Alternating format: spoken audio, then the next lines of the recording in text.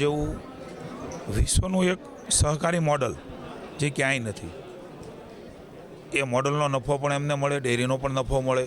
આ પ્રકારની વ્યવસ્થા એ આપણા રાજ્યમાં બની છે, ત્યારે મને આનંદ છે કે એમને વધારે આગળ લઈ જવા માટે માનની મોદી સાહેબના નેતૃત્વમાં પહેલાં સહકારિતા મંત્રી ભારત સરકારના એ આપણું ગૌરવ એવા ગૃહમંત્રી અમિતભાઈ શાહને બનાવવામાં આવ્યા. એ પછી અનેકવિધ સુધારાઓ, પેક્સ મંડળીઓ, એ મંડળીઓ એક જ કામ કરે તેના બદલે વ્યવસાયિક કામ કરી શકે એમની છૂટ મળી.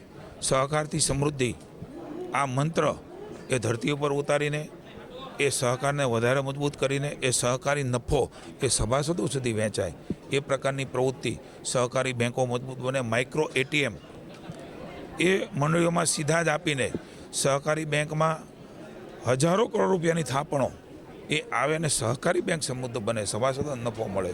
આ જ ભાવ સાથે આજે મને આનંદ છે કે 61માં શરૂ થયેલું 26માં આજે બેઠા છીએ, ત્યારે વાર્ષિક ટર્નઓવર 1185 કરોડનું આદરણીય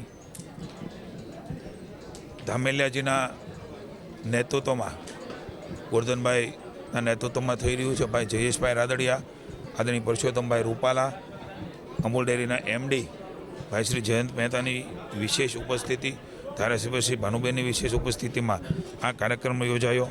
1185 કરોડનું ટર્નઓવર ને 90 કરોડનો નફો અને 75 કરોડનો ભાવફેર, સૌરાષ્ટ્રનો સૌથી મોટો ભાવફેર એ ડેરી આપ્યો છે. અત્યારે ડેરીની વહીવટ, એની કુશળતા અને એનું એડમિનિસ્ટ્રેશન એ દેખાડે છે કે કેટલા કમિટમેન્ટ સાથે એ ડેરીના સૌ ડિરેક્ટરો એ પશુપાલકો માટે કામ કર્યા છે.